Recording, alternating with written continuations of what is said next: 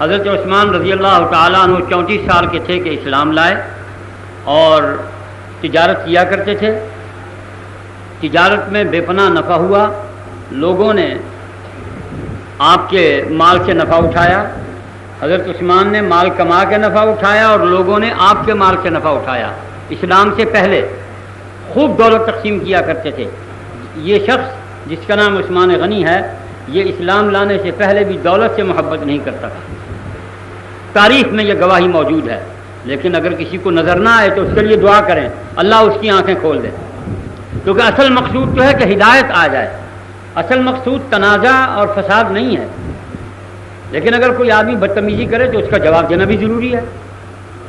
اپنی ذات کے بارے میں تو بدتمیزی کو نظر انداز کرنا کمال ہے، لیکن اپنے اسلاف اور دینی اسلاف کے بارے میں بدتمیزی، یاوہ گوئی، ہرزہ سرائی، اس کو معاف کرنا دینی بغیرتی اور بحیثی ہے یا کم علمی.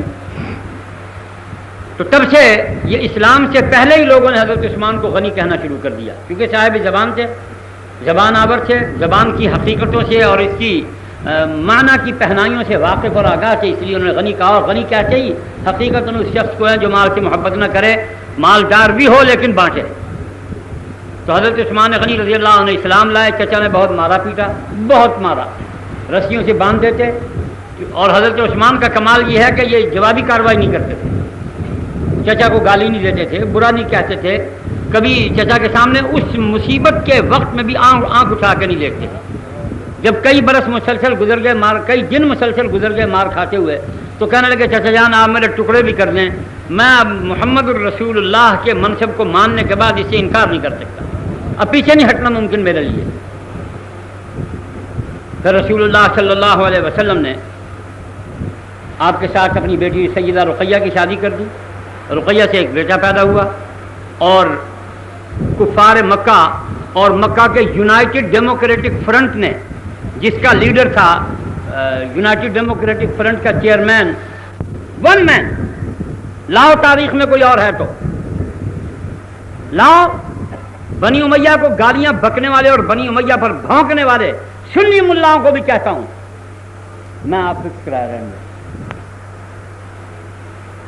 یہ محرم الحرامی ملا جو جھوٹی کتابیں اور جھوٹی روایتیں پڑھ کے صحابہ پر بھونکنے کو کاروبار جنہوں نے بنا رکھا ہے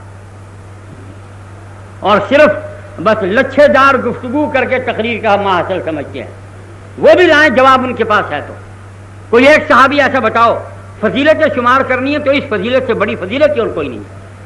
ماں باپ کو چھوڑ دینا، بہن بھائیوں کو چھوڑ دینا، جائیداد کو چھوڑ دینا، مال کو چھوڑ دینا. نبی کی بیٹی جو عثمان کی بیوی ہے اور اپنا پہلا ایک بیٹا عمر اور اپنا دوسرا بیٹا عبداللہ، اس کو ساتھ لے کر 3 ہجرتیں کرنا. تمہارے پاس اس کی مثال کو ہاشمیوں میں چوت لاؤ. ہاشمیوں کی فضیلت صرف رسول اللہ صلی اللہ علیہ وسلم کی ذات اقدس کی برکات اور نعمتوں سے ہے. بنو ہاشم کی افضلیت اور بنو ہاشم کا مقام بلند و رفیع، اس کی وجہ صرف اور صرف سرکار دو عالم صلی اللہ علیہ وسلم کا ہاشمی ہونا ہے. اور بس کوئی اور کمال زیادہ ہو تو بتاؤ. اور یہ فضیلت کیا کم ہے، ساری کائنات پر یہ فضیلت حاوی ہے. لیکن اس کا یہ معنی نہیں ہے کہ کسی اور کی فضیلتوں کو ملیا میٹ کر دیا جائے، کسی اور کی خوبیوں کو مٹا دیا جائے، کسی اور کی صفات کو پامال کر دیا جائے. اور یہ کاروبار جو لوگ کرتے ہیں یہی ہے شیعیت. رافضیت اسی کا نام ہے کہ رسول اللہ صلی اللہ علیہ وسلم کے خاندان کے علاوہ باقی جتنے لوگوں کے کمالات، خوبیاں، صفات، محنتیں، جد و جہد، مشقتیں، قربانیاں، ایثار، ان کو گول مول کر کے اڑا دیا جائے اور کہ جناب جو کچھ تھا بس علی علی. مولا علی کی 1 ہجرت ہے، عثمان ابن عفان کی 3 ہجرت ہے.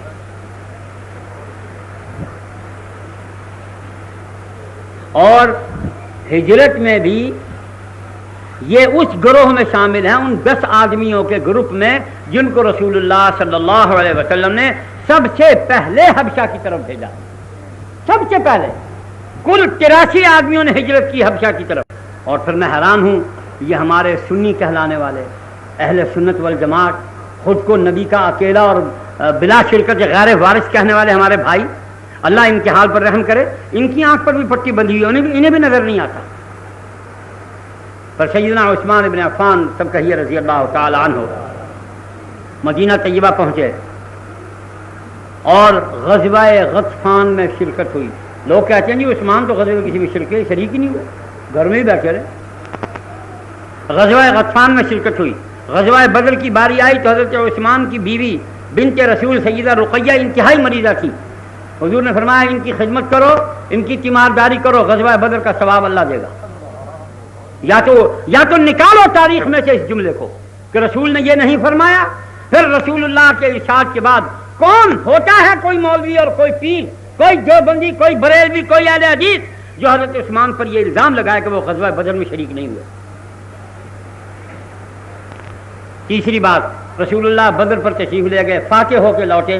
حضرت عثمان اپنی بیوی کو دفنا رہے تھے کہ حضور بھی پہنچ گئے، تدفین میں شریک ہوئے، خود بھی غمگین ہوئے۔ وہ فتح کا سرور غم میں بدل گیا۔